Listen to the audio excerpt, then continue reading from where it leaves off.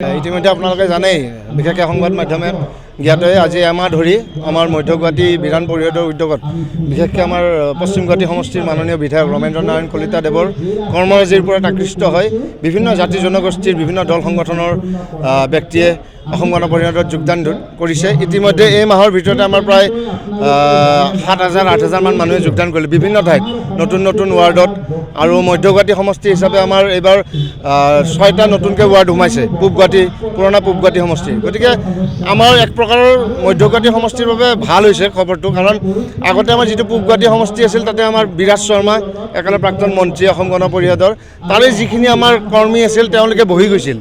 যেতিয়াই গম পালে যে বিধায়ক মহোদয় আমাৰ পশ্চিম গুৱাহাটীৰ বিধায়ক মহোদয় মধ্য গুৱাহাটী সমষ্টিৰ পৰা এইবাৰ নিৰ্বাচন খেলিব, সেই পুৰণা কৰ্মীসকল গোটেইখিনি আহিছে নতুনকৈ আহি পেলাই আৰু বিভিন্ন দল সংগঠন বিশেষকৈ কংগ্ৰেছৰ পৰা যথেষ্ট ব্যক্তি আমাৰ লগত এতিয়াও যোগাযোগ কৰি আছে, যোগদান কাৰ্যসূচী চলি আছে। আৰু তাৰ লগত সংগতি ৰাখি আজি বিশেষকৈ মধ্য গুৱাহাটী মহিলা পৰিষদৰ উদ্যোগত আৰু মধ্য গুৱাহাটী মহিলা পৰিষদ আৰু যুৱ পৰিষদৰ সহযোগত আজি ইয়াতে আমাৰ 13 নম্বৰ ৱাৰ্ডত আজি যথেষ্টখিনি ইয়াতে ৰাইজ উপস্থিত হৈছে তথা বিভিন্ন দল সংগঠনৰ ৰাইজ উপস্থিত হৈছে।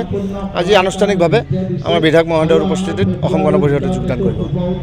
আপোনালোকে জানেই সুদীৰ্ঘ 1985 চনৰ পৰা 40 বছৰ হ'ল আমাৰ পশ্চিম গুৱাহাটীৰ মাননীয় বিধায়ক ৰমেন্দ্ৰ নাৰায়ণ কলিতাই ইয়াতে বিধায়ক হৈ আছে, মাজতে দুবাৰ হোৱা নাই, বাকী 6বাৰ তেখেতে বিধায়ক হ'ল। গতিকে আপোনালোকে আমাৰ দুৰ্গ বুলি কয়, অসম গণ পৰিষদৰ এই সমষ্টিটো অসম গণ পৰিষদৰ কৰ্মীৰে দুৰ্গ।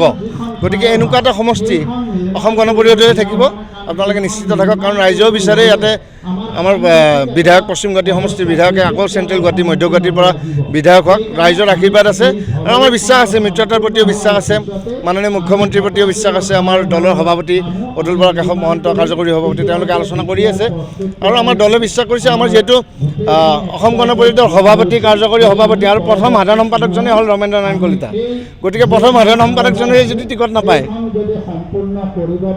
এইটো হাস্যজনক কথা। গতিকে আমি দৃঢ় বিশ্বাসী, ৰাইজে বিশ্বাসী। যোৱাকালি আমি ঘৰে ঘৰে যাওঁতে ৰাইজে কৈছে যে আমি বিচাৰোঁ বিধায়ককে বিচাৰোঁ, কাৰণ অতি নৰ্ম, আপোনালোকে জানে অতি সাধাৰণভাৱে থাকে তেখেতে, সকলোকে আঁকোৱালি লয়। আৰু ইতিমধ্যে মই সকলোতে কওঁৱেই যে এনেকুৱা এজন বিধায়ক যিজন বিধায়কে যিটো বগা চোলা পৰিধান কৰে সেইটো দুৰ্নীতিৰ দাগ নাই, সেইজন হ'ল ৰমেন্দ্ৰ নাৰায়ণ কলিতা। গতিকে আমাৰ বিশ্বাস আছে 2026 আকৌ তেখেতে টিকট পাব আৰু বিপুল ভোটত জয়লাভ কৰি আহিব। স্বাভাৱিক কথা, এটা ইলেকশ্যন আহিলে বিজেপিৰ ফালৰ পৰাও এটা আশা থাকে, আমাৰো আশা থাকে, আশা থাকিবই। আৰু বিজেপিৰ যিসকলে প্ৰাৰ্থী হ'ম বুলি বিচাৰিব তেওঁলোকে নিশ্চয় সেই ক্ষেত্ৰত তেওঁলোকেও সমষ্টিটোত নিশ্চয় তেওঁলোকে ঘূৰা ফুৰা কৰিবই, সেইটো কোনো কতো কাকো বাধা দিব নোৱাৰোঁ, বা তেওঁলোকৰো এটা স্বাধীনতা আছে। গতিকে তেনেধৰণে তেওঁলোকে কৰিছে, গতিকে কৰাত বেয়া হোৱা নাই, এটা প্ৰতিযোগিতাও হৈছে আৰু লগতে কংগ্ৰেছ দলে যাতে শিপাব নোৱাৰে সেইটোৰো এটা আমাৰ সুবিধা হৈছে।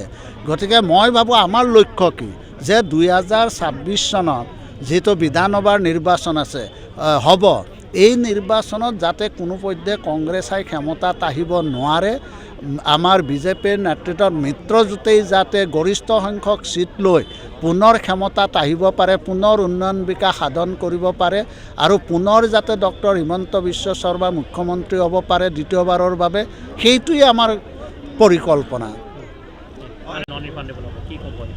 এতিয়া চাওক, পাৰ্টিবিলাকৰ নিজস্ব কথা, এতিয়া ৰাইজৰ দল কংগ্ৰেছ দল প্ৰত্যেকেইতো তেনেকৈ কেণ্ডিডেটৰ পৰা তেনেকৈ আবেদন কৰিলে এটা পুঁজি দিব লাগিব বুলি কৈছে। ৰাইজৰ দলে বোধহয় 25,000 আৰু কংগ্ৰেছে 50,000।